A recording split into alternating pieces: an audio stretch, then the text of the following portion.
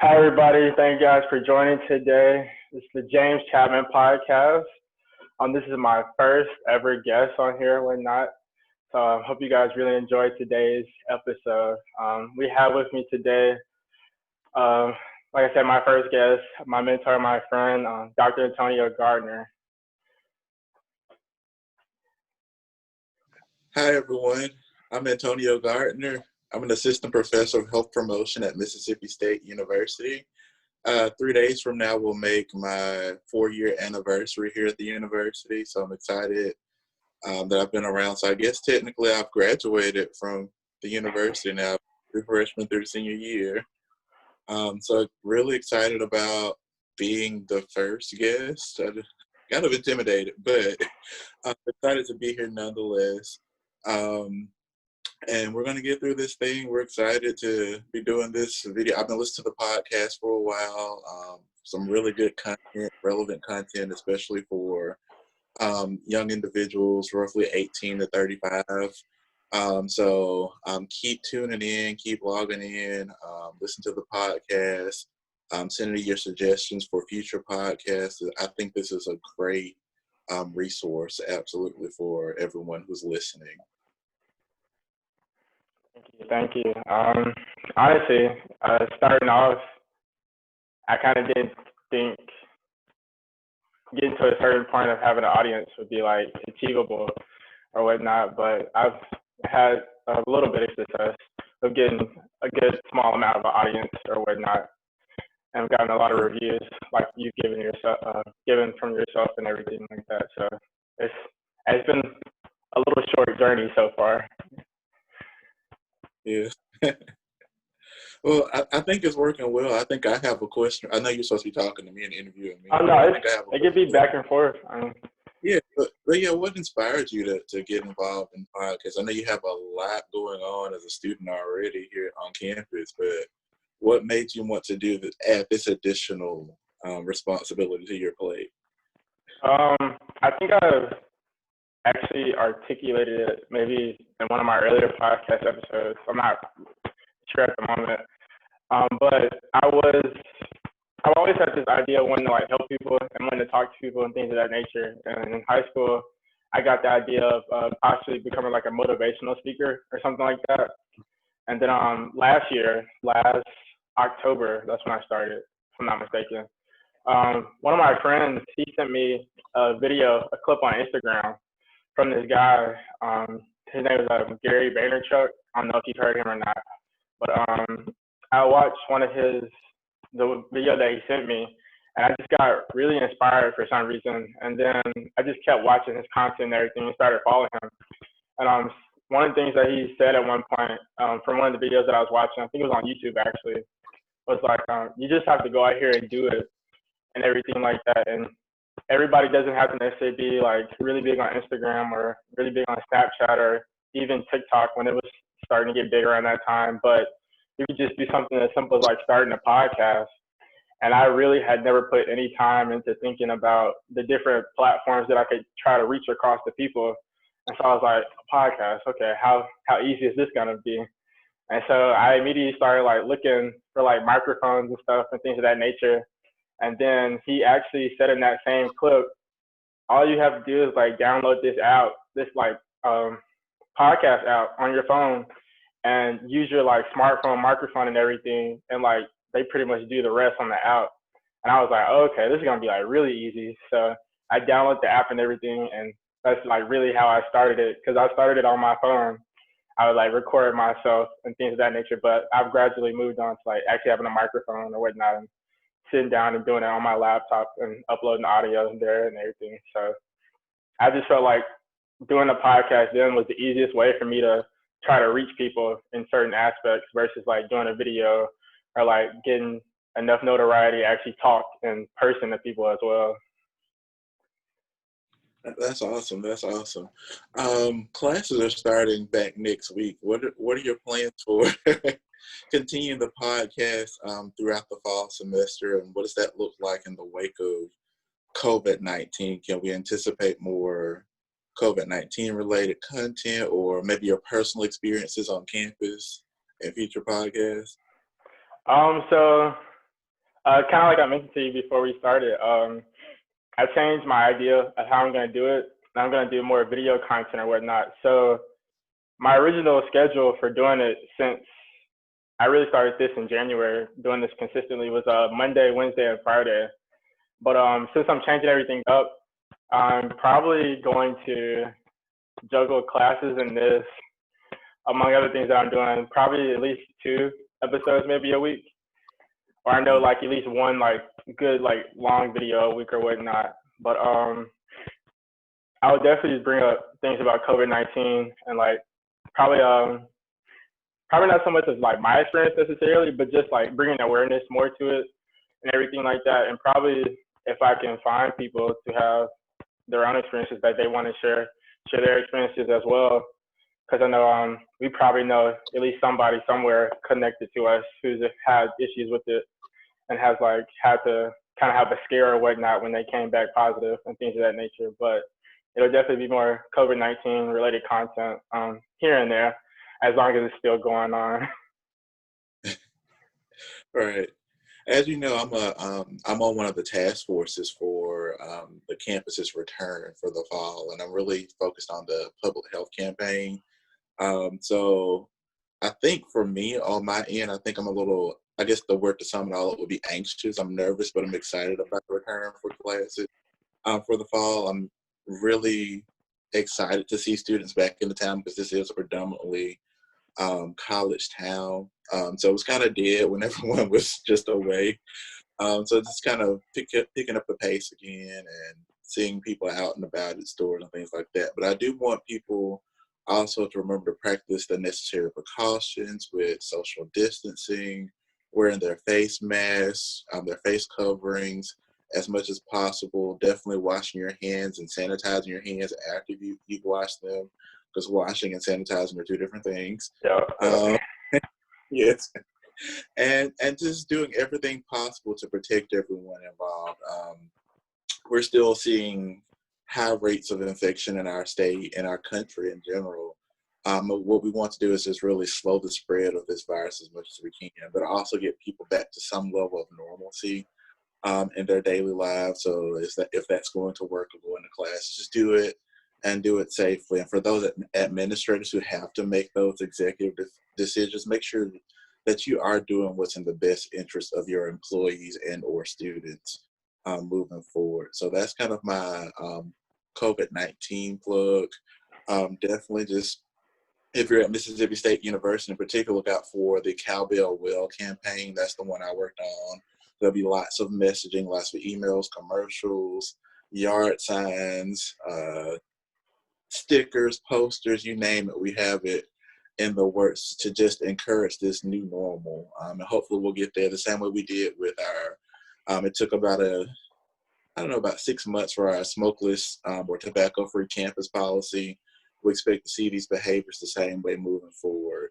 And regardless of what university you're at, you'll have some kind of campaign like this at the university. So do everything in your power to stay well, to stay healthy, stay mentally healthy as possible. I know we are social distancing. You sometimes see the term physical distancing. I think we started moving towards physical distancing to just emphasize the space in between individuals. But social distancing, I think people, when they first heard that, they heard this isolation piece. Oh, I have to stay away from all people. I can't do social media. And it wasn't that extreme. It was just really just we wanted you to stay at least 6 feet away from others. But stay in contact. Build your networks if you're a freshman.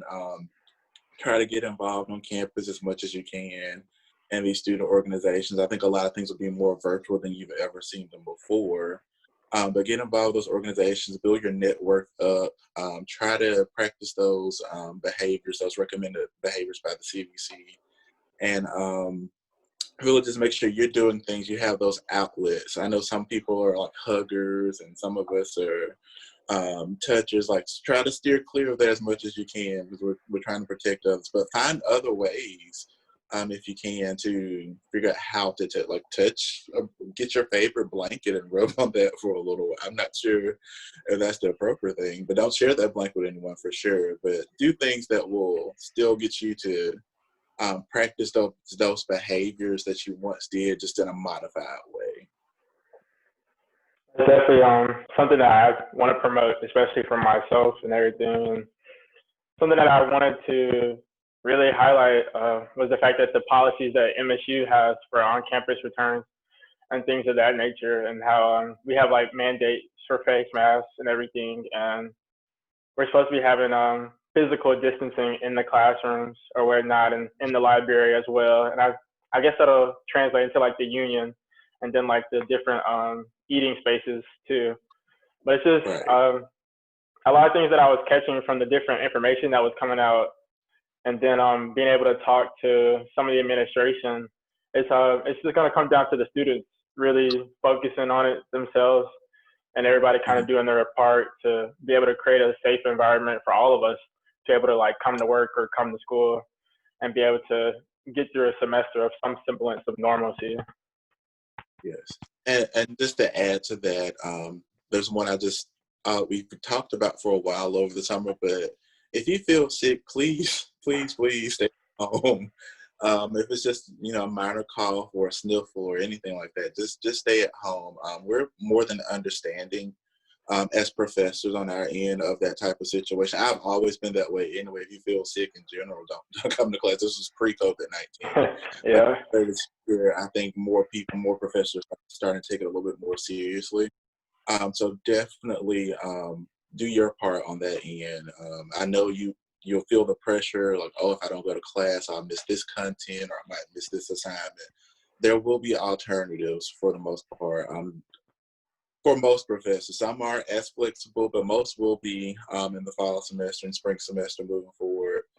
Just do everything we can. I know all of you want to see college football, for example, which is pending, but that is pending us on our part now as well as a society, not just as a university, but as a society as a whole, to really curb that epidemic curve or that, yes, epidemic curve.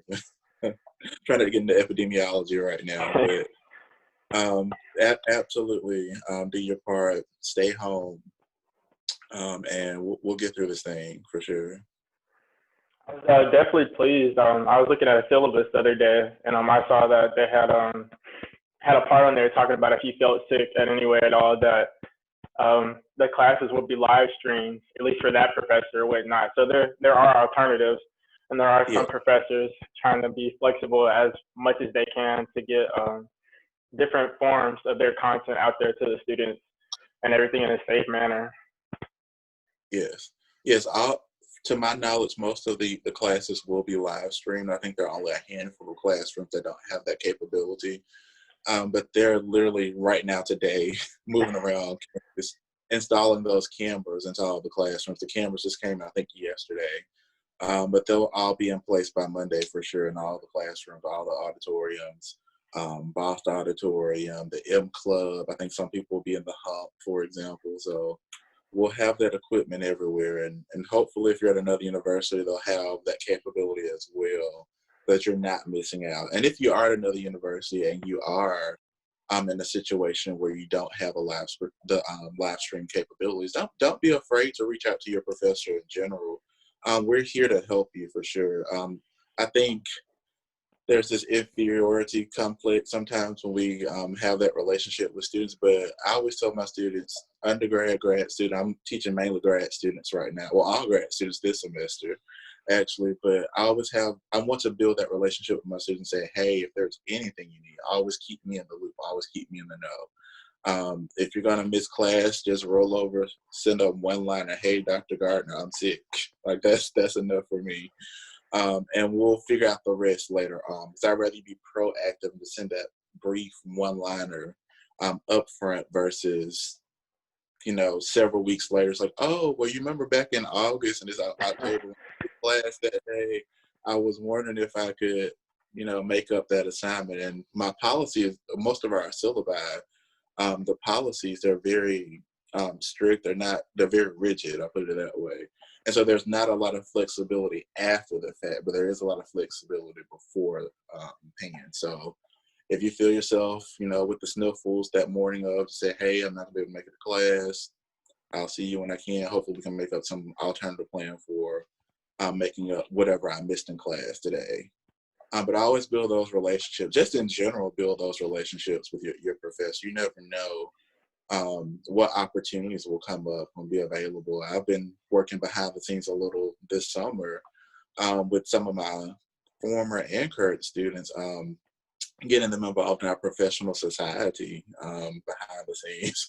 And it's just based on what I've seen of them, their capabilities. One, some people are brilliant, and there'll be opportunities just falling at their doorsteps, and there's those other individuals who maybe need a little boost in their careers. And it was like, hey, did you know that you could do this? I mean, your GPA is not amazing, but if you do this experience, this may give you a leg up on the person who does have that perfect 4.0. So still find a way to get those individuals in the door, paying for memberships behind the scene and getting them involved in some of the things that I'm doing at the national level, not even local level, the national level. Letters of recommendation, for example, those will be helpful. I think I transitioned into advising by accident, but letters of recommendation. I know it's fine.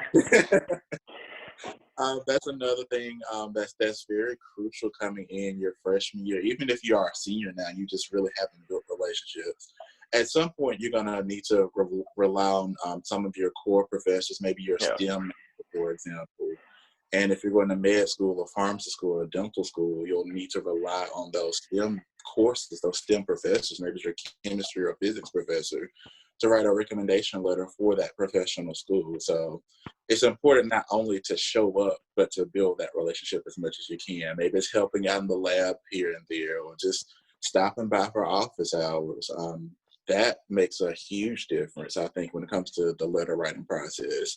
And you can kind of gauge that too as a professor, or even from the student perspective. If you ask someone for a recommendation letter and they say, hey, send me a CV, chances are they don't know enough about you to write a letter.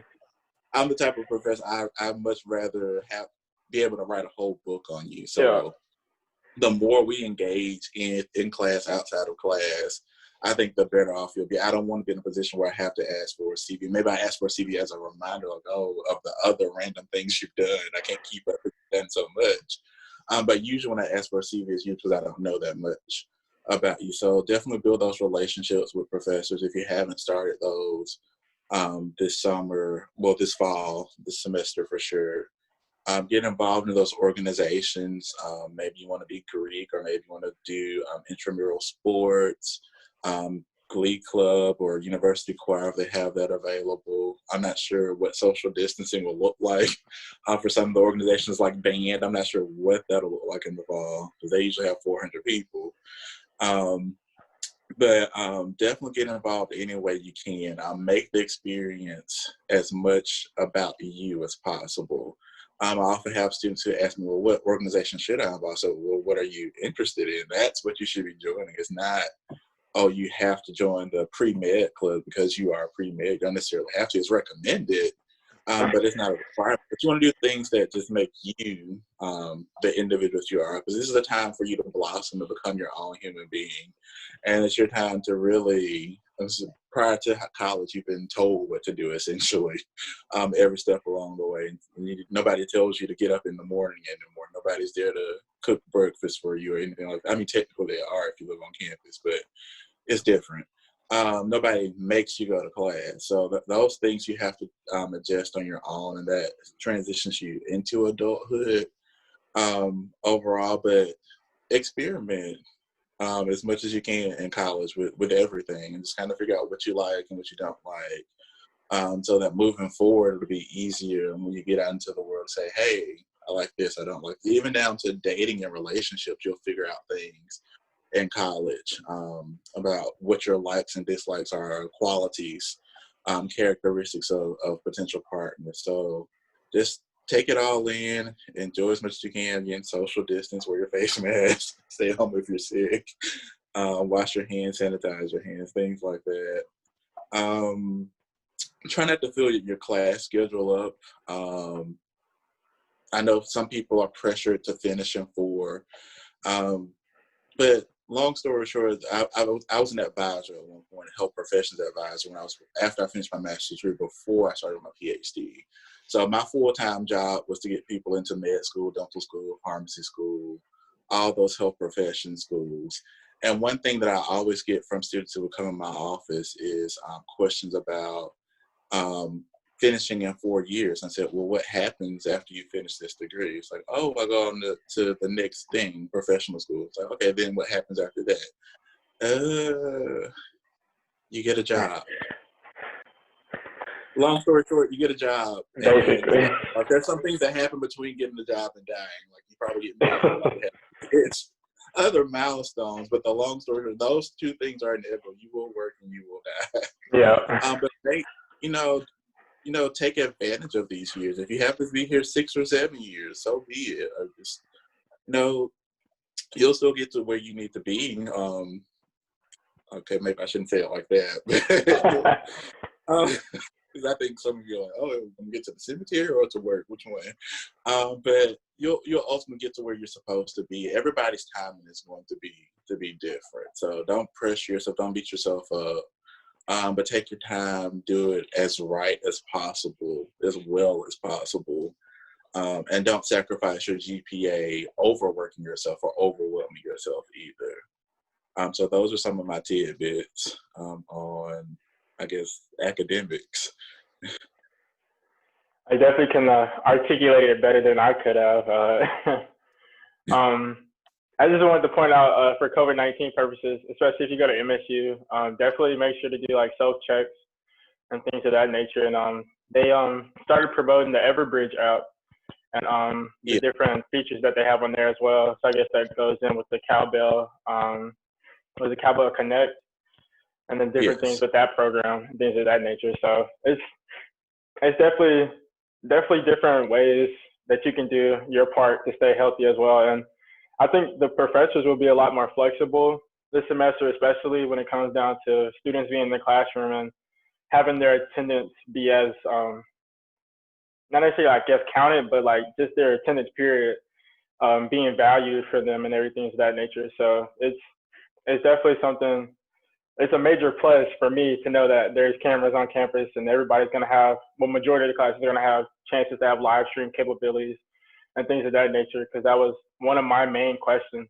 especially talking to different people about how we should be moving forward, not just from like this time right now with COVID-19, but even future purposes with future years down the road, how it's just going to be easier for students to be able to catch that same content from that same professor or whatnot, and still feel comfortable enough with having other classes in face-to-face formats or things of that nature. So it's just, it just makes me feel good that MSU wants to invest in us that much to be able to get to that point and for us to do our classes this semester. Absolutely, and don't get overwhelmed either when you get into the classroom, because some seats aren't going to be a perfect 6 feet apart, for example. So if you just feel uncomfortable being slightly less than 6 feet, it might be 5.5 or something like that. Just move to another seat. Don't make a big deal about it. Just find a space that is more comfortable for you. And if you want to be in that bubble, just let others know as delicately as possible. Hey, don't sit and be this close to me, if there's an ample space to do that in that classroom. Because again, the university and the other universities are doing their part. They're trying to get it down to an exact science, but they also want to maximize the amount of people that can be in the room too. So just keep that in mind. And again, thanks for the plug about Everbridge app here at MSU. That's going to be your self-check app for sure. Just do your daily screenings there. And I think there's a capability as well to notify you if you've been in contact with someone who has COVID-19. So to add that contact tracing component as well. So that's a cool feature. But I guess the limitation is it's optional, but I encourage everyone, if you can, to strongly recommend that everyone actually download the app so that you'll at least be aware. Yeah, it starts with safe practices for yourself and everything. So I guess transitioning more into like academia and everything, especially since you took it to the advising path for a little bit, could you explain the importance of coming in as a freshman and not like being overwhelmed necessarily about having a major or like a set major, and like letting people know that it's like okay to be like undecided and to like not have everything figured out once they get into campus, whether that's the university level or the community college level? Right. And so that was about that. I think I didn't touch on that enough on my point about experimenting, but that's part of experiment. So there will be a lot of people. There are probably, I don't know what the percentage is, but there's this group of people who come to campus who just have no idea what they want to do. They're just here, taking classes, trying to figure it out. Dabble in as much as you can. Of course, the English courses will be required. Some of the history courses, the math courses, for example, will be required. I had a cousin, for example, who's a football player, um, who he started off, he thought he was going to be engineering. He took a few math courses, like, wait, this is too intense for me. Let me switch my major. I actually enjoy the public speaking aspect. He switched his major to communications, thinking he was going to be a completely engineering major. Don't let that, I guess, major itself, undecided major, limit you. That's the flexibility that you have a lot of flexibility within that major, the undecided or undeclared major, to experiment in a little bit of everything. If you find yourself really paying attention to the music courses and that's what drives you, or that's what keeps you waking up for that class on time and staying after class, maybe you should go into music. If you find yourself more, you love to write, you love to read, and you're good at proofreading papers, maybe English is the route for you, or communication or something, or public speaking or something along those lines, public relations. So there are options. Take advantage of the university's course offerings. Look for those classes that you think are unique. Of course, there'll be prerequisites that are associated with some courses, but take those entry-level courses and kind of figure out if this is really a path that you want to take. And if there's nothing that really piques your interest in all the courses that you thought would be interested, maybe there's another university, or maybe you I hate to say it, but not everybody's meant to be in a four-year Yeah. institution. There are Yeah. technical colleges that are available. We have community colleges with other trades that are available. So don't feel like you have to be pressured into finishing a four-year degree if that's not what your passion is. There are plenty of people who make way more money than I do with a 2-year technical degree. And I'm out here, I have a bachelor's, master's, PhD, and I'm like, well, I wish I was as financially stable as the person who went to community college for 2 years. I put, 9 years of life into school, 8 years technically of life into this doctoral degree. So yeah, take advantage of those opportunities. If you can, get out and shadow. That's one thing I always encourage when I was a health professions advisor, and that's actually something the health profession schools will look for is your commitment to the profession by shadowing a physician or a pharmacist or a veterinarian. Get out into the field and really follow someone around for a good at least 2 weeks, just to see what they do on a daily basis. And don't, if it doesn't work with your class schedule, try not to consistently go on Mondays or consistently go on Fridays, but definitely try to find random times of the day, because after a while you start to see the same things if you go only on Mondays or only on Fridays.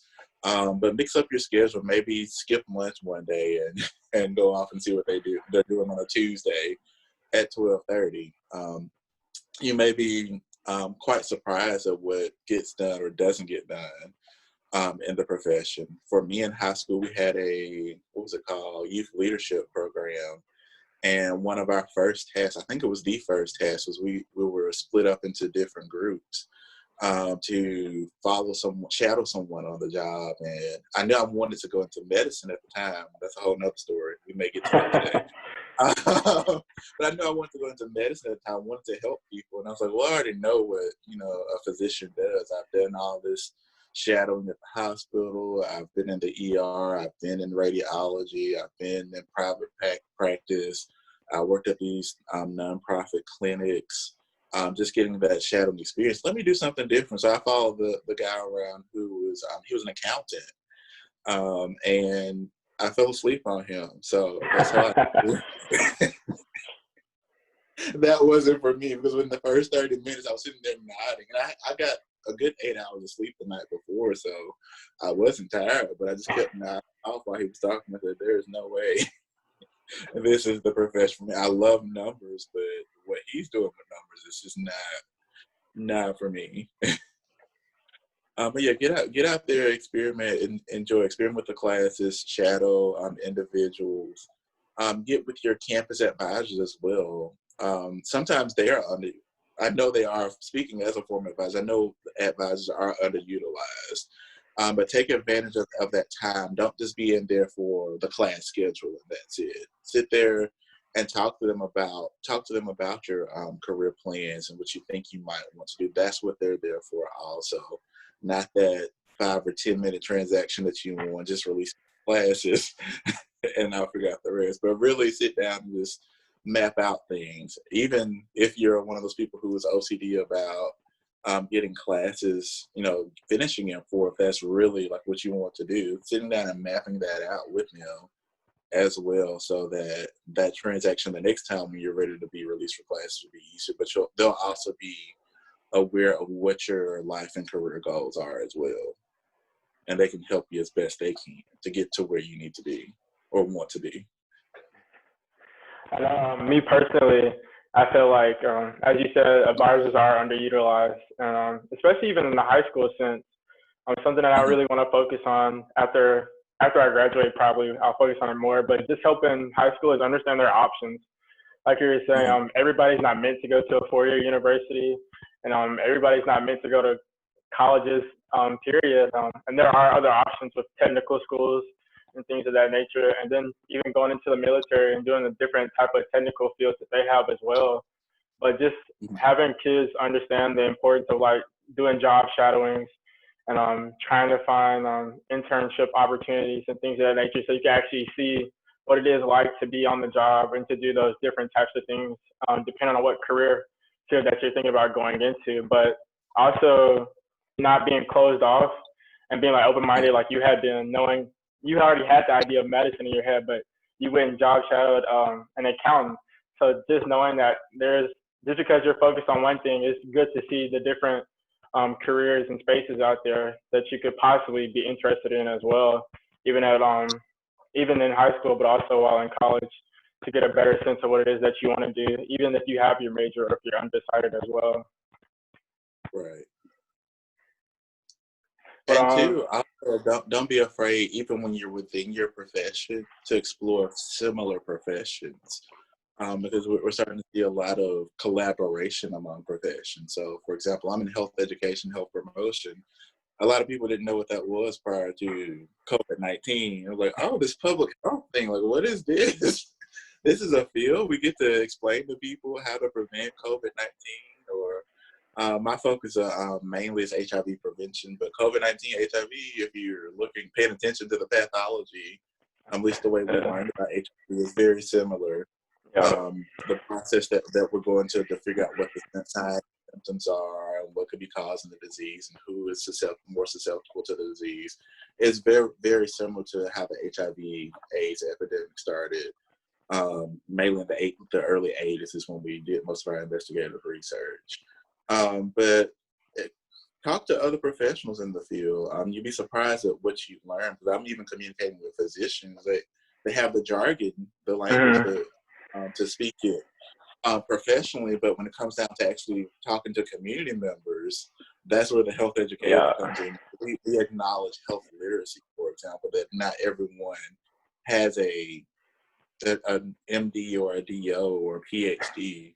Some people may have only completed 6th grade, and it's like, how do you communicate that same information that you would communicate to someone who only graduated 6th grade, to someone also who does have that PhD? And maybe you're communicating the same thing, but in 2 different languages almost. So that's a skill set that I encourage my students to have as well, which is why I try to use plain language even when I'm having discussions with individuals. I want for a 3rd grader to read a transcript of what I just said during this interview, or most of it anyway, and be able to comprehend exactly what was going on. And some people miss that. It's like, oh, it's great that you have the vocabulary, but is it always appropriate to articulate everything that you know, vocabulary wise?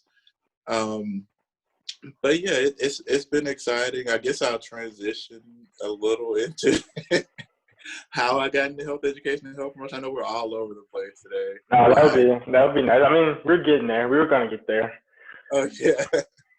But I guess I'll start from the beginning. In the beginning, God created me. I'm just kidding. Uh, but I was born and raised in a small town in Alabama, Otagoville, Alabama, Autaugaville. Alphabetically, it's the first city and the first county and the first state. A lot of you may have been seeing lately a new popular black-owned water bottling company, 1186. That's actually based in my hometown. Okay. It's a very small town. They just started delivering water here in Mississippi as of last week. Here in Northeast Mississippi. I don't think it's quite Starkville, but somewhere here in North Mississippi. But mainly it's been in Alabama and Texas that they've been disseminating the water. But now they're starting to pick up some nationwide attention. So they'll be expanding their distribution lists and locations for sure. But it's a small town in central Alabama near Montgomery. Actually, if you did the Selma to Montgomery March, some of you may have come to Selma for that or come for commemoration to Selma. We're about 20 minutes away. And so that march actually took place there's only two ways to get to Montgomery from Selma. So you're going to go north through my hometown and go Highway 14, or you're going south, which is the way they went, of the Alabama River on US Highway 80. But there in that town, Otagoville particularly, is probably the only predominantly black town in that county that I live in. So growing up, starting kindergarten, I think it was, and this is the importance of people starting to speak things into existence, I guess. But my PE coach, she was a PE aide. She wasn't even the coach. She was just kind of there to, how you have the teaching aides on campus. Yeah. She was just kind of there to assist and make sure that we weren't getting in trouble. But she always, like, starting in kindergarten, like day one, she called me Dr. Gardner, Dr. Gardner. And I was like, ooh, I like the ring of that. I don't know what that is, but I like the ring of it, because at that time I think all I wanted to do was be a movie star. That's what you do when you're 4 or 5 years old. I just want to be in movies and act, and like the big shows then were like big films I remember, or black films anyway, were like Sister Act and The Bodyguard with Whitney Houston and things like that. I was like, oh, I can do what they do. Equally, we had Taj Morey, Journey Smollett, the Olsen twins. They were all about the same age as me also. So I was like, oh yeah, I could do acting. But as soon as I heard doctor, I was like, wait, what is that? What does that entail? And I started doing some more investigation, not necessarily in kindergarten, but probably 4th, 5th grade. I started investigating more what physicians did. And liked what I heard about, especially the schooling aspect. I was really a nerd. So I was like, oh, I get to stay in school for a long time. So that's what appealed to me, just being able to read and write and just learn a lot of information. But as I progressed through high school, I did some summer programs at the University of Alabama. They have some programs specific for students who are interested in rural health. And then I also did some shadowing in high school through my vocational school. So I actually took vocational technology courses in high school because I was that invested into going into medical school. Some people frown upon vocations. Oh, well, that won't prepare you for college, but it actually prepared me for college in more ways than I could ever imagine. Especially with the health literacy component and knowing how to do height, weight, blood pressure, the empathy piece that's always, well, not always, it's sometimes missing from physicians when they get into practice. Started at Alabama A&M University. I majored in biology, not because I wanted to necessarily, but I felt like I had to. And so going back to our discussion earlier about choosing a major, don't do it, or maybe do what I did. I'm not sure which advice to give here. I'll let you decide. But I majored in biology because I felt like when I took the ACT, which is the entrance exam to get into school, my lowest score was actually in science. It was tied with science and reading. I can't remember what the scores were now, but they were tied for the lowest. And I said, well, you can't really major in reading, so I think I'll major in science. Since I'm already so good at English and I'm already so good at the math, like why waste my energy on those areas? Like, let me focus on my weakness. And so I majored in biology. I don't think I would recommend that again, except, but I excelled in the major. Like, I did fairly well. I think I graduated with a 3.78 overall, something like that. But I hated it. Like, it was just memorization. There was nothing I could do with my hands for the most part.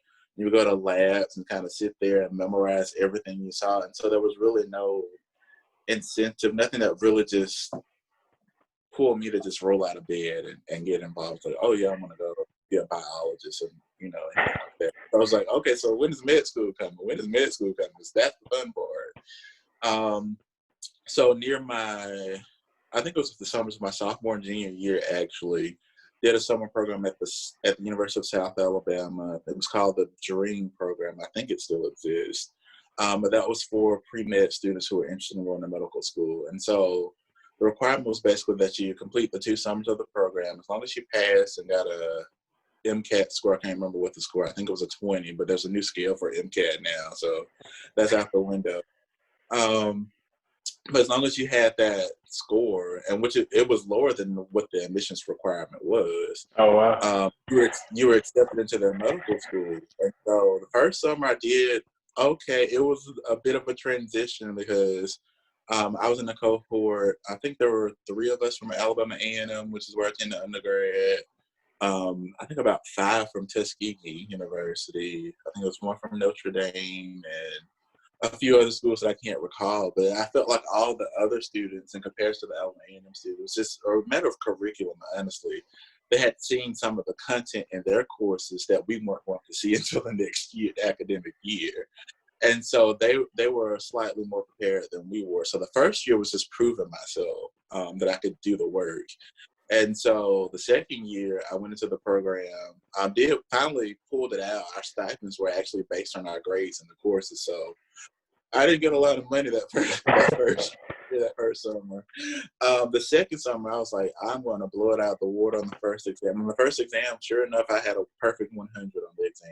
I don't know how I did that. But then after that, I didn't care. So it's like, I've already proven myself that I'm capable. After that, it's just a matter of formality for the most part. But I didn't allocate as much time to studying for the MCAT as I thought I should have. And so I took the MCAT after that summer, and I did okay. It wasn't where I wanted to be, and it definitely wasn't the score that South Alabama needed for admission to medical school. So I was actually one of those overachievers to some extent too. So I was actually scheduled to finish college in December of the academic year. So I'd have been done, and I did finish in December. So I finished in 3.5 years and said, oh, well, there's no way I'm going back home to Otago after December. Because if I do that, then I won't, there's a potential that I'll stay there and I won't get this MCAT score and I won't move forward with my career goals. So I called Dr. John Wheat at Alabama, who was over the rural programs that I'd done in high school. I asked him what my options were. And he said, well, just come here. I'll keep you busy in my office. I'll find a job for you. And I just want you to focus on studying, and I'll have you take some courses, maybe retake some courses. So I spent a semester just focusing just on the MCAT and taking classes related to MCAT, working in his office, basically stapling and just all the clerical things that need to be done in his office.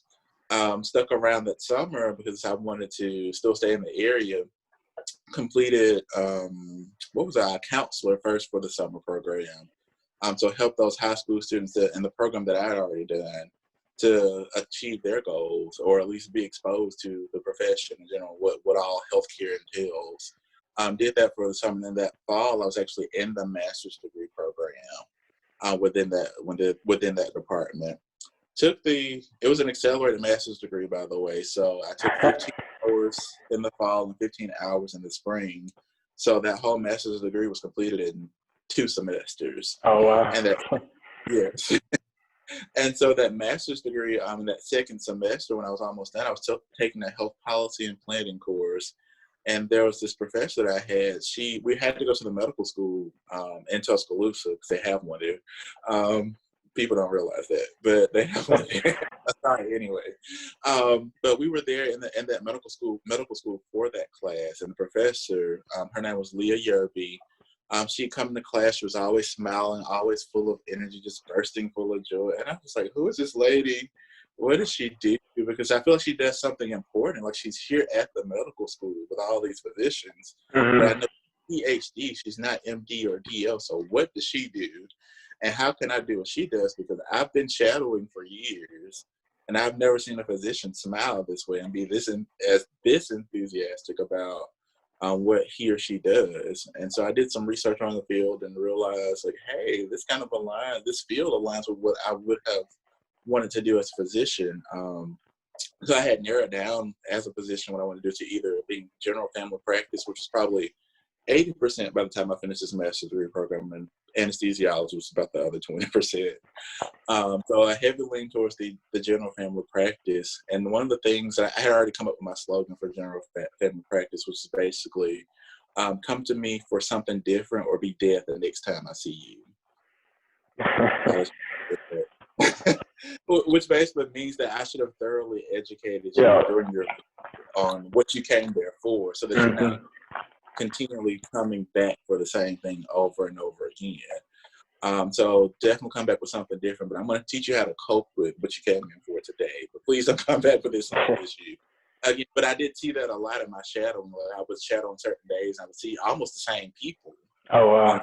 Days, like certain times, like, weren't you just here like 2 weeks ago for the same thing? And sure enough, they were. So I didn't want to be one of those physicians, but that's how I stumbled upon health education, health promotion, because we have more time in our field to really spend with those individuals, either in that clinical setting within a hospital, which we're starting to see more health educators in those settings now, or on the academic side, educating people about how to educate people about their illnesses or disease or whatever the case may be, and coping with those.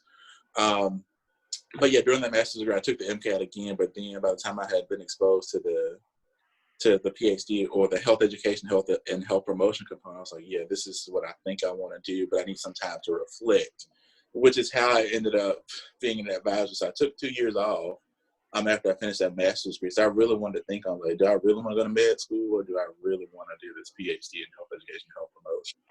And so took 2 years off, was a health professions advisor at Auburn University at Montgomery, their small site, about 6,000 students there, and helped a lot of individuals get into medical school, pharmacy school, vet school. I think I had a few go to nursing school as well.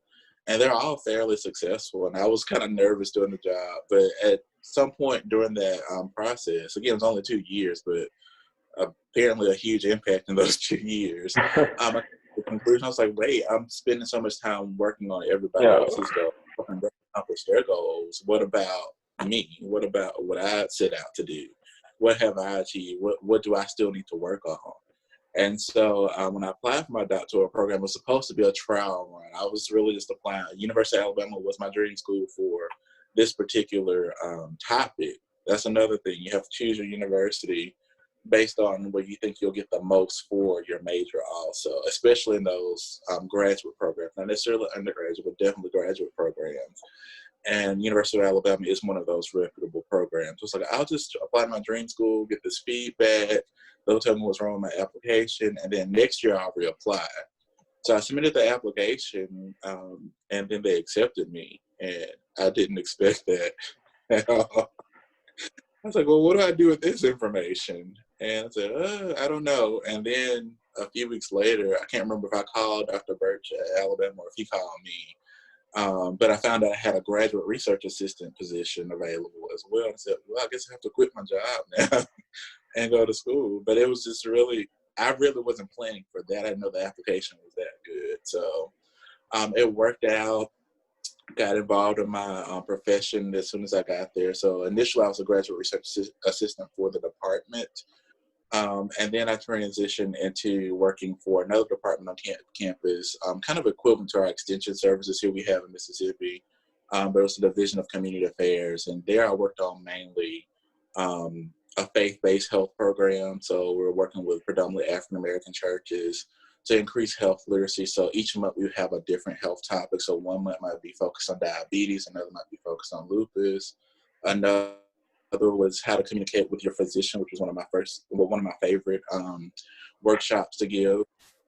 And I focus on, as well, not only that program, but we had a summer swimming program for underserved youth in the area as well. So as long as you're between 4 and 14 years old, this program is offered to you if you were an attendee of the YMCA. We gave you free swimming lessons. We had a nutrition curriculum, physical activity curriculum, and we even had an academic enrichment component where we had school teachers from the school district. Of course, they need funding in the summertime as well. Additionally, and so we hired them to do the remediations for the summer to make sure that they were ready for the next grade with that summer program. So my passion has always been with the rural African American populations in all of my research, even down to, I didn't talk about when I was in the master's degree, I worked on a study, it was called rural, what was the title for real?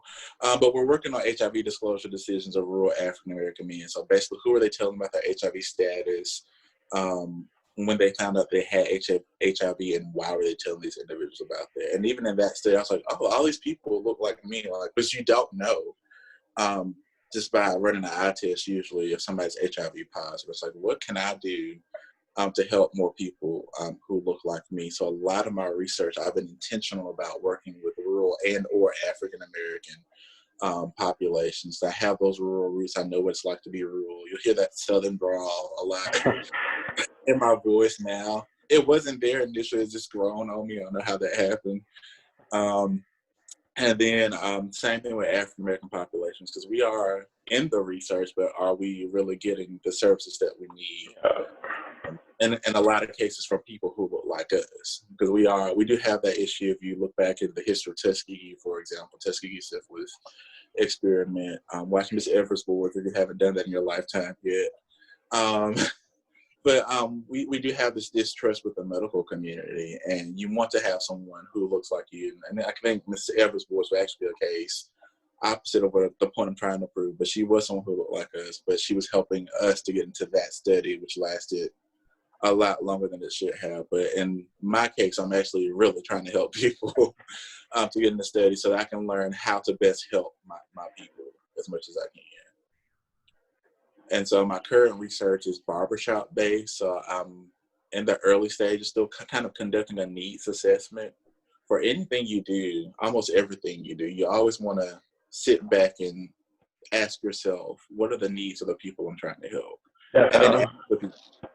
And then ask the people. So that's what I'm doing with my barbershop-based research. Like, I have the grand idea for a barbershop-based HIV prevention program, but is that what the people want? And so I've been in barbershops asking individuals about through paper and pencil survey. Of course, we're on hiatus right now because of COVID-19. But the first phase of the study, we were in barbershops asking people about their HIV knowledge, so their HIV knowledge questions, their current engagement, risky sexual behavior such as drinking, having multiple sexual partners, not using condoms, things like that.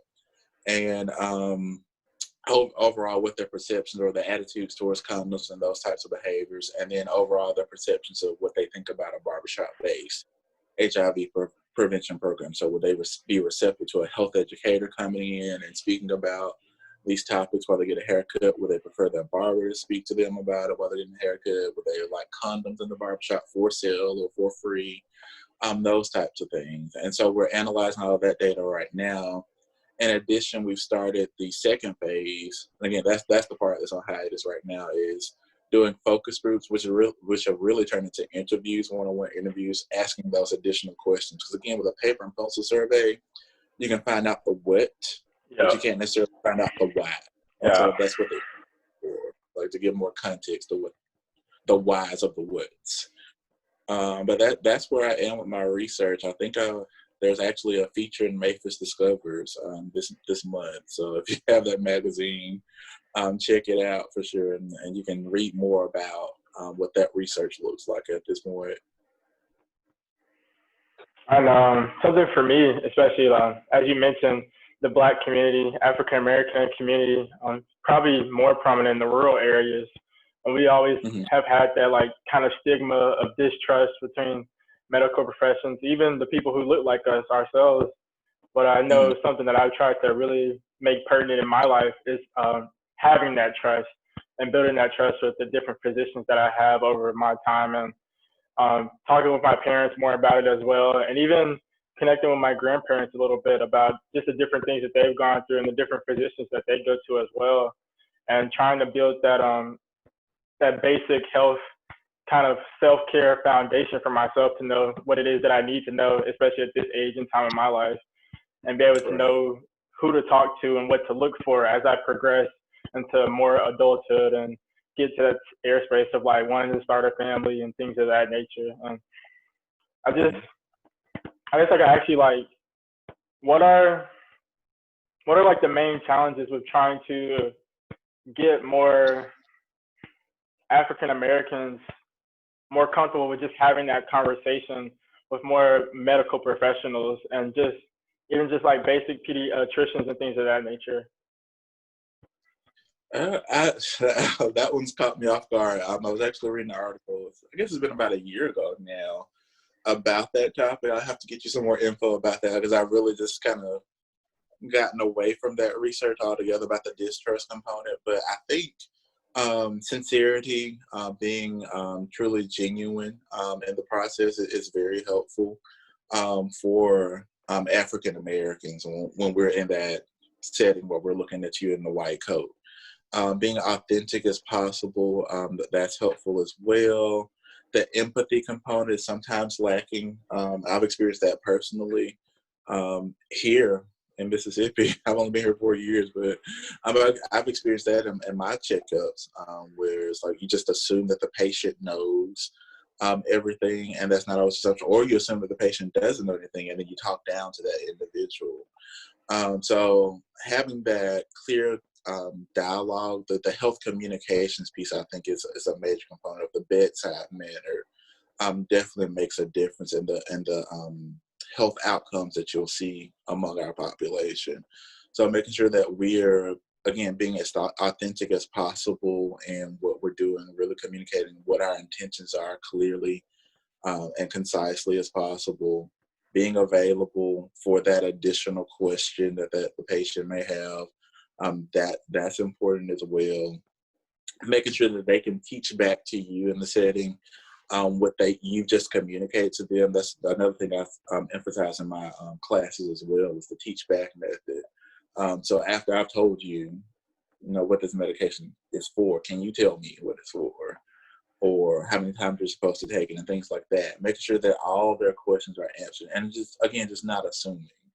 Try to avoid all those assumptions that you may have, whether they're guided in racism or sexism or whatever the case may be. Just look at each patient as a blank slate and, okay, let's do this needs assessment. What do I need to know about this individual? What do they need to know from me? And how do we make sure that they're getting the best possible outcomes out of this interaction? So they'll continue to come back.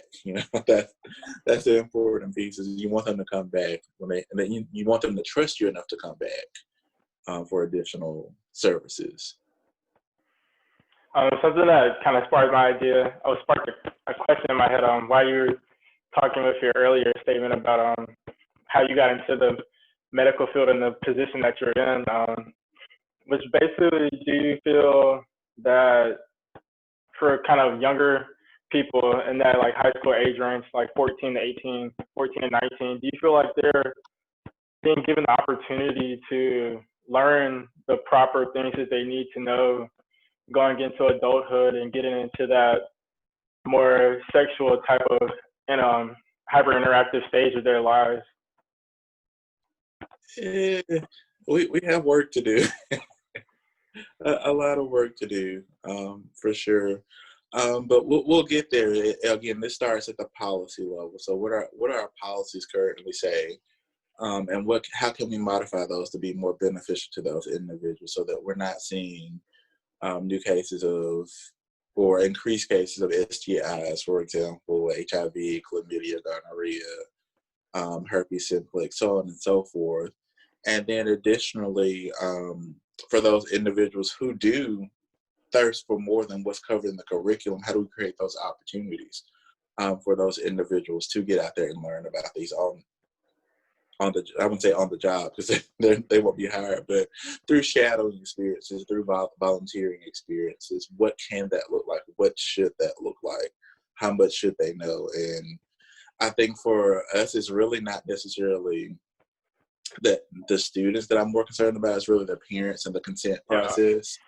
That's a major concern because a lot of times the values are kind of passed along to the children. It's like, oh, I don't want my children to learn about this because I'm not prepared to talk about this with my children. And that's probably not how that should work. If you're not prepared, then maybe you should want that professional to talk to your child about that particular topic, because maybe they are more comfortable and they'll communicate it more medically and scientifically accurately than you would have. And they won't go out into the world with these preconceived notions about how things work or don't work.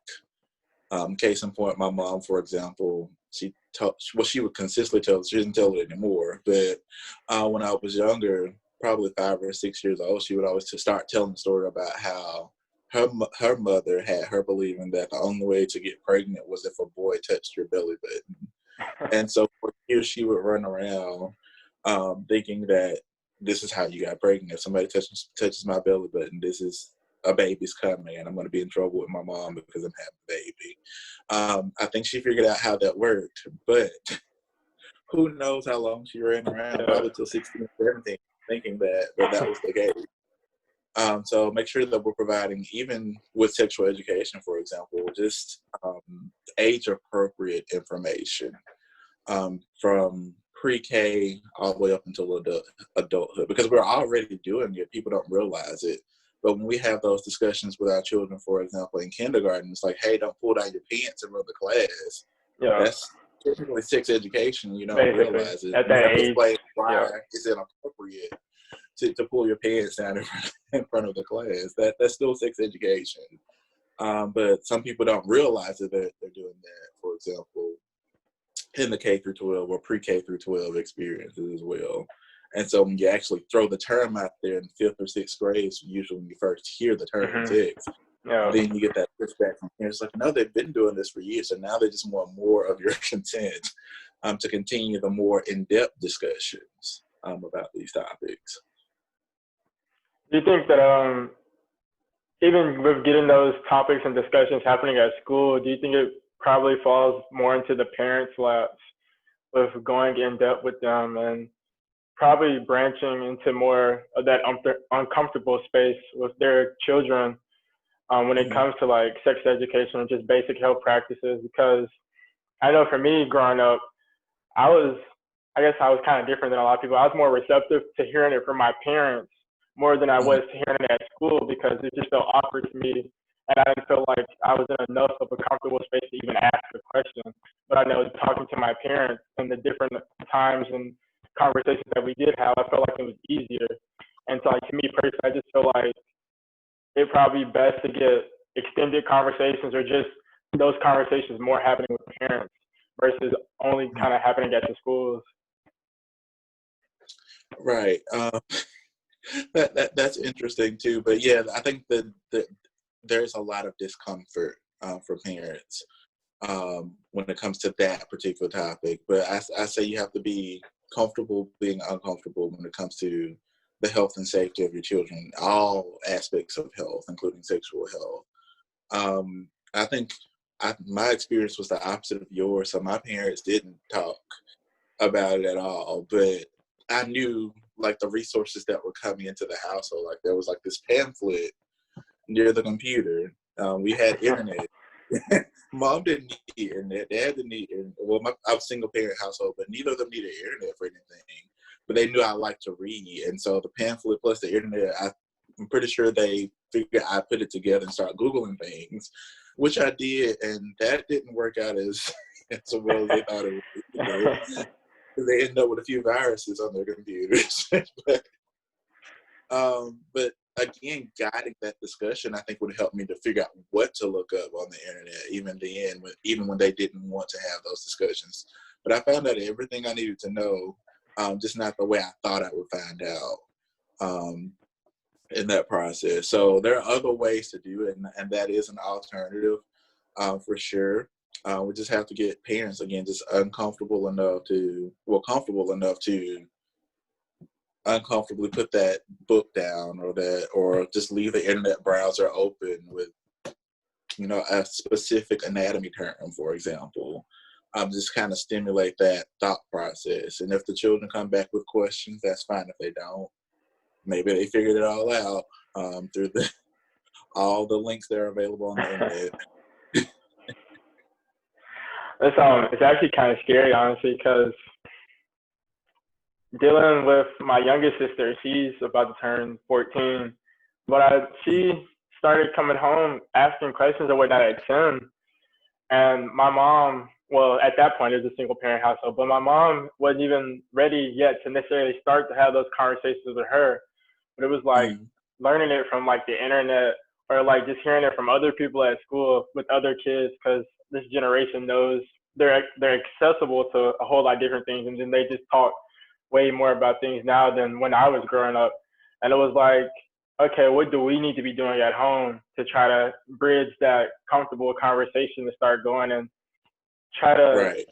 bridge her mind into this space that, okay, just because you hear this at school doesn't mean it's always true, or that any of these kids actually know what they're talking about, but that she needs to get prepared to start to have those conversations, especially when those sex education topics do happen at school. Right. And so 14, my recommendation is that's too late, honestly. Just doing the research for my dissertation, which was also barbershop based research, but it was I think the setting was different. So it was Alabama, it was rural urban, mixed, and here it's just Mississippi, just rural. But even with my research preparing for my dissertation, I found an article.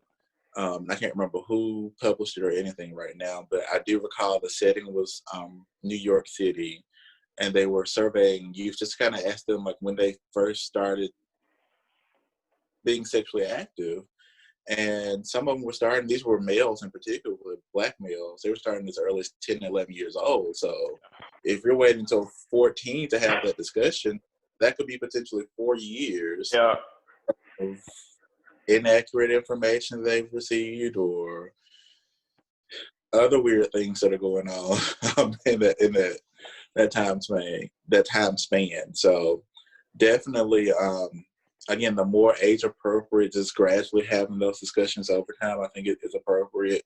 By 14, they should be definitely having those in-depth anatomical questions. So this is a penis, this is a vagina, so on and so forth.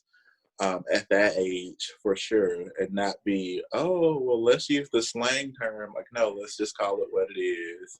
When you're talking about mitosis and meiosis in biology, that should all just click by that point. If you don't get to that until about 9th or 10th grade anyway, but by that point, that should be a breeze. And it wasn't all the way a breeze for me when I got to that course in biology at all. But when I got to college, I was like, oh, well, this is what we've been talking about, like through these discussions I've been having with peers about sex and things like that, and what the biology instructor was trying to communicate about this process. Like, this is how this is married, and I didn't realize it. So making it all connect as much as possible in the schools and outside the schools as well. I think it was probably easier for my youngest sister to probably hear those conversations from like me, and then my other sister who just graduated, when she was, I think we started having them when she got to like that 10-year-old range and hearing it from school, but it was like more in depth anatomically when she got to like 12 and everything of that nature. And like now it's like a normal thing in a sense to just have that conversation and to understand what it is that she needs to know from a health standpoint, and like how that whole process works or whatnot. So I guess it's kind of case by case, depending on what household, and like if it's single parent, or if like they listen to their grandparents more or something like that, and who it is that they trust to even have those comfortable conversations with, but also be able to have the uncomfortable conversations with like their parents, or like have it at school, and be able to trust what it is that those educators or the things that they're reading in their textbook is actually real, and that it's not like just kind of playful or like just funny things that they can dismiss and things of that nature. Right. And even, this is probably controversial too, even some people try to say because of my Christian values, Oh This yeah, is why we yeah. don't have this discussion. But as a Christian, it's appropriate to have those discussions as well. Because I remember being 3, 4, 5 years old. I probably was one of the only kids that age paying attention in church. But hearing stories about like Sodom and Gomorrah, and I Mhm. had no idea what was happening until 16, 17. I was like, wait, that's what y'all been talking about all these years? Like, wait, I wasn't ready. But I think that helps them to be better Christians if you give more context Yeah. to medically as well, even if it is, for religious reasons that you're not doing something.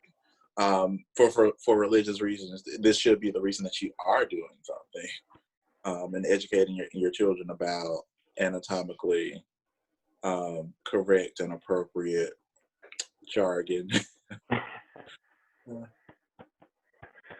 Um, this is a good transition because it's something I've been thinking about a whole lot actually. Speaking of Christianity, how how big of a role do you think it's like played in your life and being able to go to church on a consistent basis as like you may have been able to when you were growing up compared to some other people who might have only caught church here and there, or the only reason why they went is because like their grandmother made them go to church or something like that. Right. Yeah. I think it's evolving overall, Christianity and what that looks like. For me, my personal experience is I was always in church, almost always in church. My mom was in the choir, and we had a really good choir, so they were always doing multiple programs, sometimes per Sunday. And then grandma, she was our next door neighbor. So we're on 3 acres of land. Grandma was on 1 acre, my mom was on another, and my aunt was on another, her other daughter. And if mom wasn't up on time on Sunday morning, grandma had us grits, eggs, bacon, sausage, or whatever. And we were on our way to Sunday school. And Sunday school was her sister-in-law. She was my teacher, my Sunday school teacher. So it was very family oriented, the process, reflecting on it. And it was like, this is just where your family is. And you have to be in church because that's where you'll see your family for the most part. And growing up in the church, I think it was, helpful in molding who I am as a person.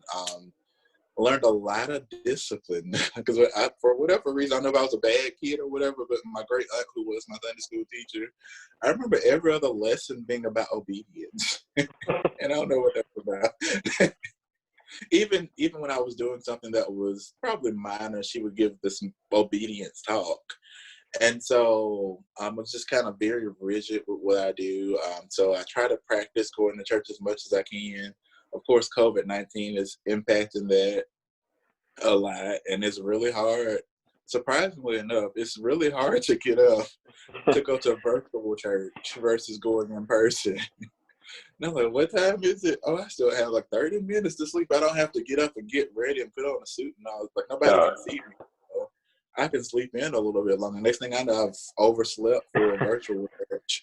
Like, how am I more late for church now than I was when we had it in person? But for me, I think as a Christian, I think the important part to communicate to everybody is that I don't think anything that I've done would have happened without God in my life. Like nothing that I've personally done has been done without Him. And so He's ordered my steps. He's put the words in my mouth. He's given me a sound mind to get the work done. Like none of that is possible without Him. So just keep Him at the head of if that's what you believe in, of course. Um, if you believe in God, keep Him at the center of your life. Of course, we have now, and this is something I have to practice as a professional, personally and Christian, but professionally, we have to acknowledge that everyone has a different belief system as well. But whatever you believe in, for sure, if it's a positive, something that's going to motivate you to continue doing what you need to do to get to that next level, keep that at the center of your life and keep moving forward. And so for me, that's God. And again, without God, none of this, all this fun stuff I have behind me is possible. All these papers on my desk, that wouldn't be possible without Him for sure. No, But for yeah, me, for sure in the church, like just getting involved too. That's a major component of, I think, people coming back to the church. So for me, because my mom was in the choir, she forced me to be in the youth choir, for example. And so I don't think I could walk, and I think I was in the choir. But up until about 12, I was in the choir, and then my grandmother gave me this ultimatum because, when you're about 11, 12, you start going through that phase where you don't really want to do anything. Yeah. It's like, I'm tired of this, and I just want to be my own person and all this stuff. And my grandmother was like, you're either going to be on the usher board or you're going to be in the choir. And so I did the usher board, I think, 2 Sundays. Then I was back in the choir. But my outlet or my excuse for missing choir rehearsal began to be band.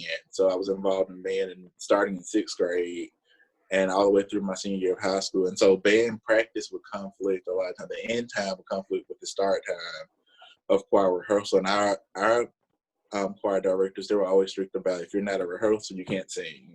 It was very rigid. You can't just pop up in here Sunday and think you're gonna sing. It's not gonna happen.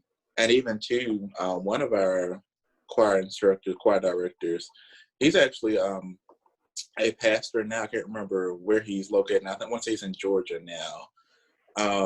But he was very rigid as well about, even more rigid than the other past choir directors, because he would require us to actually do our own Bible study. And so he had these challenges that we it was homework that was involved, and you had to finish all this homework, and it was more intense for the adults than it was the children. But we had to do homework before we could even come back into the choir stand. So, and they would be relevant to the song that we were learning. Like, where did you find this? Like, here's a line. Like, where did that come from? What verse? What chapter? Things like that.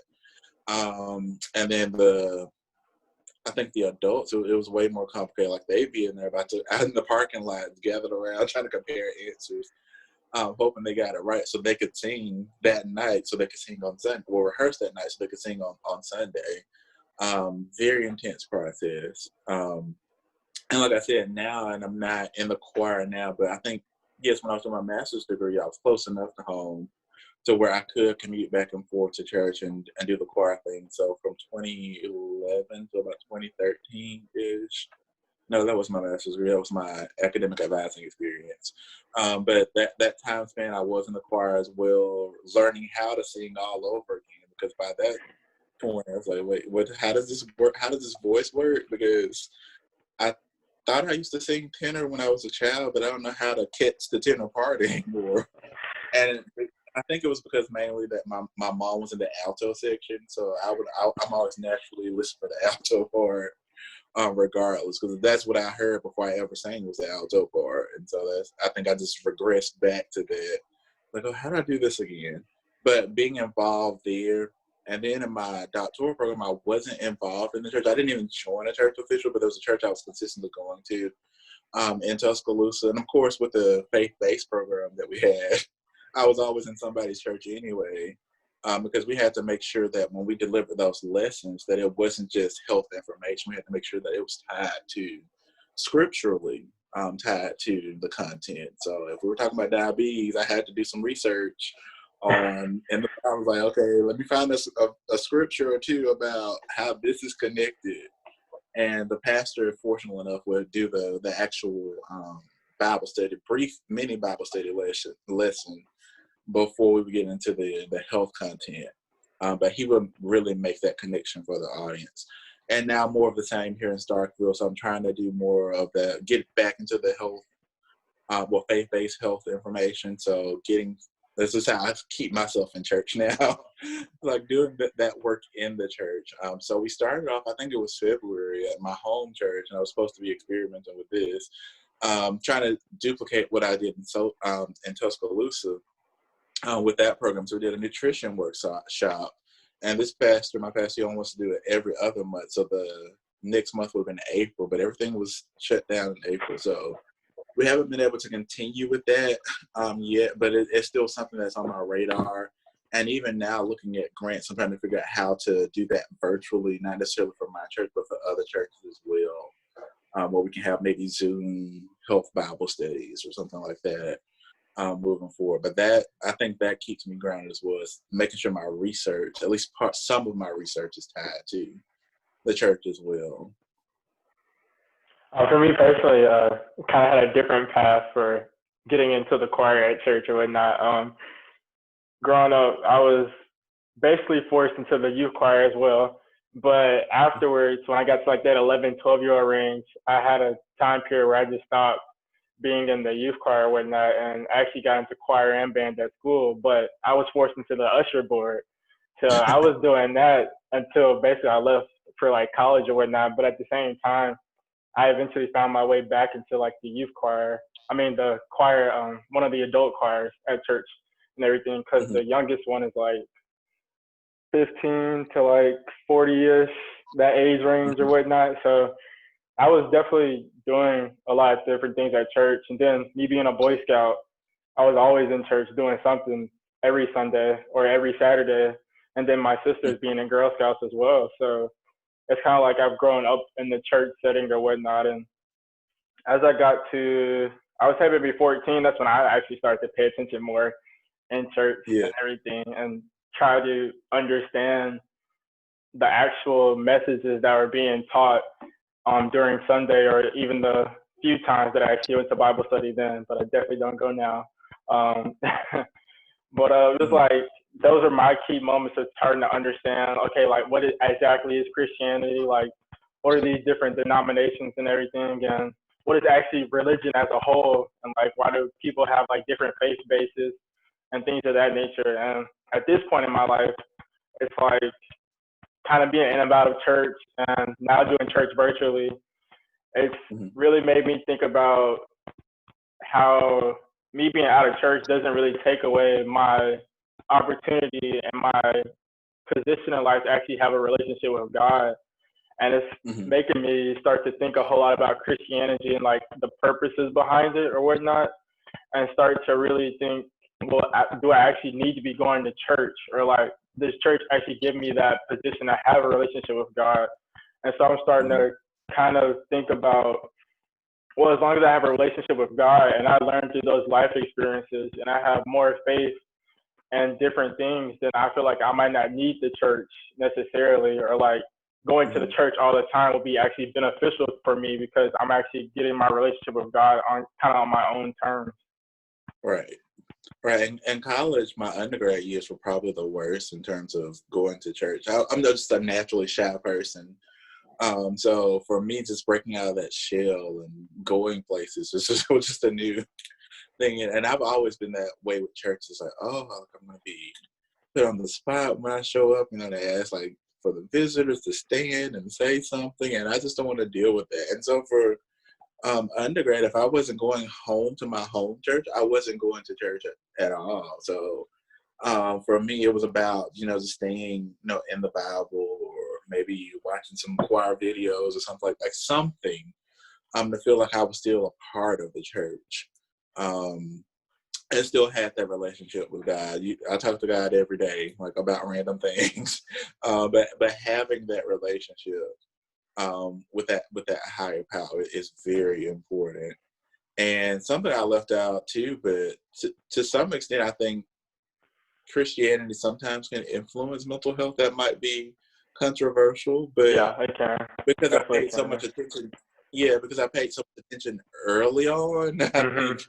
my teachers thought I was going crazy. So I think it was second grade for sure. So I think I had just been baptized the summer before, and it's like confess your sins and all those things. Like that's what stuck with me was confess your sins, or those bad thoughts that you're having. And so any bad thought that came to mind, I would just say it. It's like, oh, I feel really, and I would give preface it with I feel really bad because I had this really bad thought about this. And so the teacher was thinking something bad was going on at home. She was recommending counseling and all this. She was like, no, I was really just paying attention in church, which you should be doing also, ma'am. But but now you're making this something much bigger than it is. So sometimes it can be misinterpreted as a mental health issue. In other cases, it can lead to mental health issues, those traumatizing events. Because I think even with the whole obedience spiel that my great aunt would give, for example, I think that influenced, what I felt like I could and could not say to people, and Definitely affected me. maybe Yeah. complying didn't necessarily want to comply in certain Yeah. situations. And so that does make you feel a certain type of way. It's like, do I really have power or autonomy over, my mind or my words or my actions at all? Is this all, like, to what extent do we cut this obedience thing off and move forward? Don't talk back to your parents. Well, why not? That didn't make sense. And nobody can give me a real I just reason want why. clarification. Like, yeah. Yeah. Yeah, but we'll leave that alone, I think, because I don't want to get in trouble. Notice in the shirt that you're wearing, Black Educator. I really didn't read if it's more on there or whatnot, but Yeah, where, there's more. What does it say? A popular demand. okay. Black Educator by popular demand. What do you think the importance is, especially with the climate now, with social injustices and the Black Lives Matter movement and everything else that's going on in the world, with being able to see like Black educators, not just in like university level and things of that nature, but like at the elementary stages and like middle schools and like secondary education. Like, what do you think the importance of that is for minority students as a whole? Mm-hmm. I think minority students deserve to see people who look like them. And it's the same thing we're talking about with medicine. That's a lot of the research that was going on when I was doing those rural programs. Like, how do we get more representation into medicine? The same thing can be applied to education. Is how do we get more representation? How do we give those positive enough experiences to where these individuals want to go into education moving forward? How do we create those pipelines into education? But some people just see education as, oh, well, I couldn't find anything else to do, or you couldn't find anything else to do, so you became an educator. And it's actually a running joke, even up in higher education, where you couldn't do anything else, so you're a professor. It's kind of cruel, but maybe this is really what we want to do. We want to share our experiences, share our lives, share what we know, and continue that learning process. Because a lot of people don't realize that when we're education, we're not just educating others, but others are educating us as well. The students are educating us about a lot, because it's a give and take constantly, and we look at things through a different lens every time we introduce the same content. Well, at least you should be anyway. But you look at it differently every time you talk about that particular topic. But how do we get those individuals, really us, involved? For me, my experience, because I think I saw a meme or a joke, or maybe it was just a question on Facebook recently. When was the first time you had I think it was a black male as a teacher? And I reflect, I was like, my first time was fifth grade. Mr. Charlie Howard, and he was my math, sciences, and history teacher, I think, because we only had two classes. That's how small my school was. There were two teachers per grade, and so he would do that component of the lesson. So everyone had to see him. But he was from the community. Everyone knew him. They knew where he lived, all that fun stuff, everything about his family history. But he was probably, outside of band and PE, like, he was probably the only black male teacher that I had. Reflecting, no, I take that back. I did have Mr. Davis as a math teacher as well, but mainly you'll see us black males in particular in those areas. You'll see us in athletics or music. You rarely see us in mathematics, science, education. Well, not education, but history, things like that within the education realm. And so how do we inspire these individuals to give back to the community in that way? I think for us, what really motivates us, unfortunately, is money. Yeah. A lot of times when we're choosing a career path, and sometimes that doesn't necessarily lead to life satisfaction. Sometimes your life satisfaction is within education or some lower pay field, unfortunately. But that's usually why we don't see a lot of, I say, people of color, not just males or females, but all people of color in these fields, because we're encouraged to go into STEM. Like, there's initiatives to go into STEM. It's like, once you go into STEM, it's like, okay, all right, now that I'm here, do I want to just do secondary education as my minor or my other major and teach 9th through 12th graders, or do I want to go work for GlaxoSmithKline or NASA or something like that and really be rolling in the dough? And usually the answer is let's go with the bigger the bigger option, the big company, the organization who's gonna help me live that lifestyle that has been promised to us, because we live in the land of opportunity, and that's one of the opportunities I want us to make money. And this is how I can do it. But figuring out how to really incentivize those individuals to come into education at all levels is very important. Because again, if you don't see those individuals along the way, you may be inspired to do the NASAs and things like that after you got into college, or once you got into that graduate program. You may do something else. And that's not where we want you to be either. I hope that made sense. It made sense. Well, at least for me, it did. Yeah. Actually trying to think back to the first time I had a black male educator. Oh, wow. Mm-hmm. Ooh. I mean, Right. the first time I had a male teacher, period, it was probably middle school. It was 8th grade. That was the first time I had a male educator, period. But I actually don't think I've had like a black educator until sometime in high school, late high school or whatnot. But just seeing more black people or more minority teachers in the room would definitely help, because I know for me, especially thinking about like higher paying jobs and things of that nature, I always dismissed education because I was like, teachers don't make that much. I'm not going to find myself in the classroom, not making anything, not living much of a life at all. And I don't want to be like necessarily teaching kids and stuff like that. I just knew because of the money factor that I didn't think it was glamorous and things of that nature. But it's definitely something that it kind of resurfaced in a lot of people's minds, especially now, like trying to push for that more and more, to not just try to help kids know that being a teacher isn't it's cool as well, but just for helping kids as a whole and being able to show them that they can actually go through like the school system and actually graduate and actually do something with their lives. Right. And you have to remember too, every profession is dependent on education. Yeah. So you can't have engineers, you can't have anything without educators first. So I advocate for paying them more. I looked at some of the salaries recently for some of the K through 12 educators and said, there's no way this is all they're getting for all this work that they do. This is all they're getting paid. There needs to be reallocation of the budgets to emphasize education for sure, and really get more people into the profession for sure. I think Because you're starting to see now that even some educators, because of the policy level things that we're doing, some educators are opting to not return to the classroom because of both the risks that are involved and other factors. And so it's like, well, it's really not worth it. I can do this at home and get paid a lot more, or whatever the other alternative, or just retire.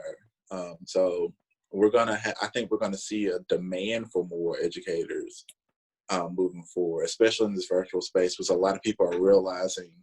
I've been doing online teaching since I've been here at Mississippi State University, because we have a distance and on-campus option for our program. So I'm always doing at least one distance course. And so I think a lot of people right now are learning how much work goes into distance courses, because I will get the feedback from others all the time prior to COVID-19. Like, oh, you're teaching online classes. You're good. I'm like, no, I'm not. Those are the hardest classes to teach, because you have to be so much more organized, so much structured, and really make sure that they're getting exactly, if not more, in that online setting in comparison to those individuals on campus. So it's a lot of work, a lot of feedback, a lot of emails, a lot of Zoom and WebEx and everything, phone calls about the content. You're just making sure everyone's mastering the content in the same fashion that they would if they were on campus.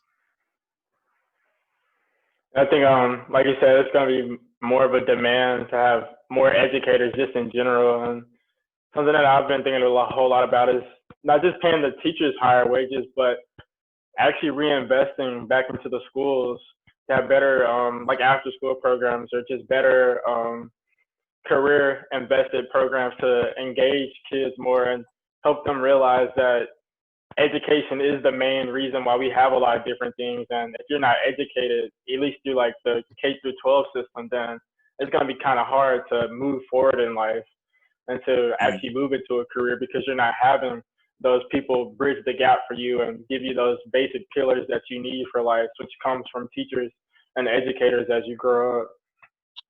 Right. And for those individuals who are listening, who are not sure what to do, but get involved any way you can within the education system. That was I think that was the key takeaway I gave to my hometown, to the class of 2019, I think it was, 18, one of those years. I gave a baccalaureate speech, but that was the main message I was trying to deliver, not only to the students, but to the parents, the alumni, the administrators, is get involved. And for the administrators, be accessible. Because there are a lot of resources that community members have to offer the schools, for example. A lot of people criticize the school systems, for example, for saying that, oh, they're not allocating the resources correctly, they're half teaching. Hold those people accountable. Yeah. Do observations and say, hey, well, I saw you cover this content, but you left out this information. I'm an engineer. This is what I do best. If you want me to come in and do some guest lectures, I can do that to enhance what you're already doing in the classroom. Find a way to enhance. Don't always tear it down, but find a way to enhance. Oh, I'm going to pull my child out of this school and put them to this private school, this public school, and put them to this private school.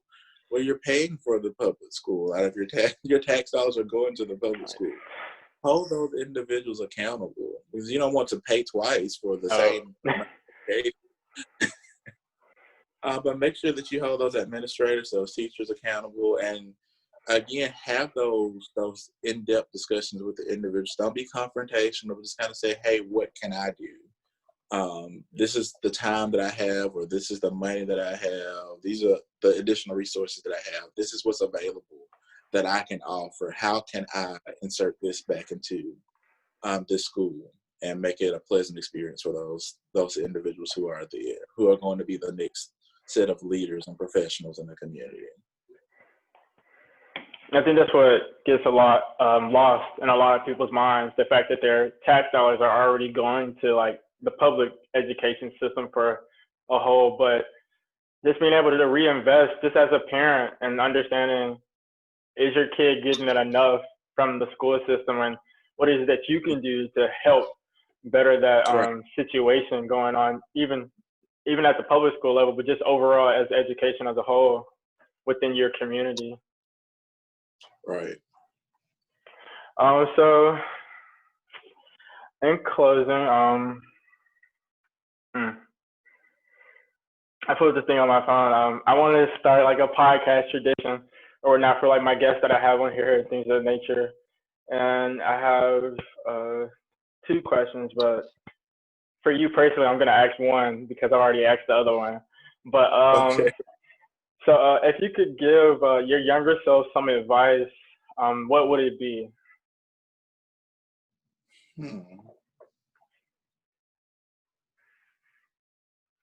That's a good question. Never thought I could ask that question, but let me think about that for a moment. Probably just take more risks. I think that's what I tell myself. I think there's some opportunity. I think I'm very blessed with where I am right now, but I think I did have some opportunities to slip by me that I like to get a redo on, like, for example, student loans, additional scholarship money, not putting applications to the side, because that could have been money in my pocket. But take those extra risks, like take that chance, stay up a little bit later, do something, do those things that you're dreaming about, and really pursue those. That girl, ask her out, like she'll say yes or she'll say no, and move on from there. But just take more chances. Don't be afraid to ask for help. I think early on that was my major issue. It's like, I'm going to ask you one time, but I have to ask twice. Yeah. Then, you know, then I really need it, basically, if I ask you twice. But either you're going to say yes or you're going to say no. But definitely take those risks for sure, is what I'd say to younger Antonio right now.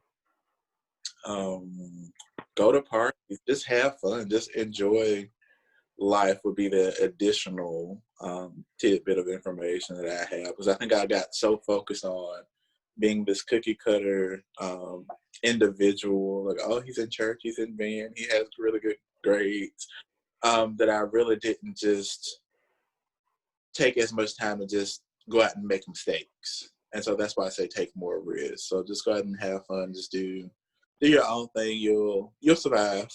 2020 looks good professionally. It looks good. The rest of 2020 is questionable. But that's what I tell my younger self. Oh man. Well, thank you for your time, and thank you for your insight as well.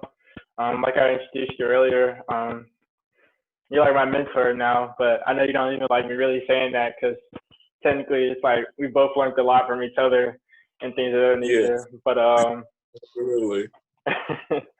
but it's definitely good being able to have people like you in your position and where you are in life to be able just to talk to just about life or anything, not necessarily always about school or things of that nature, but just about everyday life stuff. And so I just really encourage more young people, especially in that college range, to maybe not just find a professor per se, but find somebody who you like trust or who you feel like you can actually open up to and be able to get in those comfortable spaces with, and be able just to talk about everyday life, because we all need somebody to talk to and somebody to express our feelings and what it is that we're going to. And it's easier if we have somebody who's already been through it and things of that Yeah, nature. I agree for sure. But like I said, thank you for your time, and thank you for being my first guest on my podcast, and probably will try to work you in as a guest again down the road, and probably in a better setting once COVID-19 is gone and past us and things of that nature. Yes, thank you again for having me. The bar is set really high for the next few the next few guests. I kid. But we'll have an amazing experience with this podcast. I think everybody has something to gain from this podcast for sure. I've been learning a lot. I'll listen to you while I'm in the gym, sweating. I'm like, I don't want to get all this sweat on my earphone, but I need to listen to this podcast. But I've been learning a lot from you. So like you said, on paper, I'm your mentor, but you're my mentor as well. So I learn a lot from you, and I actually have the opportunity to reach back and just pause sometimes, like, oh, like I'm so far removed from what I was doing when I was 2021 that I forget what current 2021-year-olds are doing now. And I need to acknowledge that, because I am in that space where I am interacting with younger individuals. Y'all get younger every year. I'm not going to say I get older every year, but y'all get younger every year.